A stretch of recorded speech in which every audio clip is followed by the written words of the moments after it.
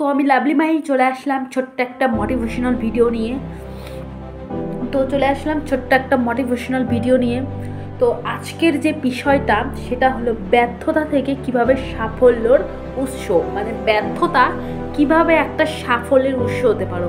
অনেকে কি হয়, এই ব্যর্থ হলে বা কোনো কিছুতেই যদি পিছিয়ে পড়ো না, তাহলে নিজেকে ভেঙে ফেলো। অনেকটা ভাবো যে আমার দ্বারা আর কিচ্ছু হবে না। এই যে ভাবনাটা, এটা দূর করতে হবে মন থেকে।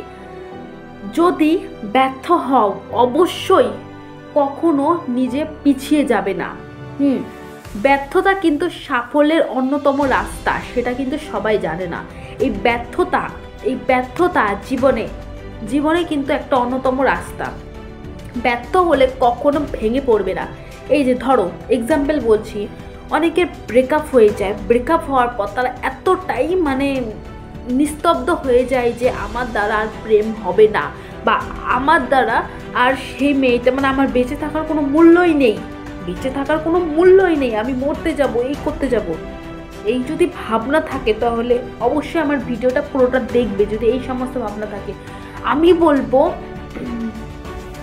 তুমি তার জন্য জন্ম নাওনি। আসল কথা, তুমি তার জন্য জন্ম নাওনি।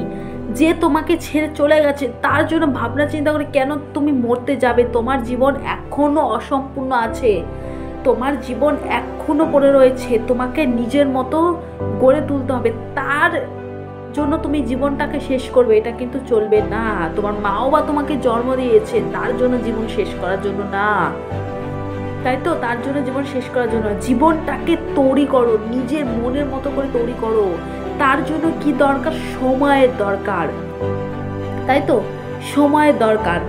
এই তুমি ভালোবাসায় ব্যর্থ হয়েছিল, কোনো সমস্যা নেই। ভালোবাসা তোমার জীবনের সব না। তোমার যদি একবার সাকসেস হতে পারো, এই ভালোবাসা 10 গুণ হবে। যদি একবার সাকসেস হতে পারো, এই ভালোবাসা অটোমেটিক তোমার কাছে আসবে, তার 10 গুণ হবে।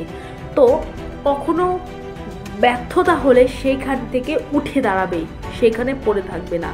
ধরো তুমি রাস্তা দিয়ে যাচ্ছ, হট করে কিছু রাস্তা হতেই পারে, রাস্তা তো অনেক ধরনের হতে পারে, রাস্তা হট করে পড়ে গেছো। তুমি কি করলে? আর উঠতে পারছি না। এই ভাবনাটা রাখবে না, আমাকে উঠতে হবেই, কারণ আমাকে এখনো নদীর ওই পার হতে হবে, বা আমাকে এখনো মামাবাড়ি যেতে হবে। আমি না উঠলে আমাকে তো ধরার কেউ নেই, আমাকে নিজে থেকে উঠতে হবে, তাই তো? আমাকে নিজে থেকে উঠতে হবে। অর্থাৎ এই যে ব্যর্থতা, তুমি এই যে পড়ে গেলে, এখান থেকে যে উঠে দাঁড়ালে, এর থেকে তুমি নিজেকে বোঝালে যে আমি পারবো, আমাকে পারতে হবে, আমাকে পারতে হবেই, যে করে হোক আমাকে পারতে হবেই। তো ব্যর্থতা নিয়ে কখনো চিন্তা ভাবনা করবে না। ব্যর্থ হবে, আবার চেষ্টা করবে। ব্যর্থতা হবে, আবার চেষ্টা করবে। একবার দুবার না হলে 3 বারের মাথা, না হলে 4 বারের মাথা ঠিক হবে, ঠিক আছে? 4 বারের মাথায় ঠিক হবে। তো কখনো ব্যর্থতা নিয়ে কখনো মাথায় টেনশন রাখবে না। ব্যর্থতার মতো, আমি আমার মতো। ব্যর্থ জীবনে হতেই পারে। জীবন মানেই কিছু ভুল, কিছু সেটার সংশোধন করা। তবে সংশোধন করা শিখতে হবে। কোনো ভুল করেছো, সেই ভুলটা ভুলই রইলো, তার কোনো সংশোধন নেই, এটা কিন্তু চলবে না। তো ব্যর্থ হলে অবশ্যই উঠে দাঁড়াবে। যদি কোনো ভুল করো অবশ্যই সংশোধন করবে, তাই তো? কোনো ভুল করো অবশ্যই সংশোধন করবে, কিন্তু সেটা তোমার নিজের ওপর।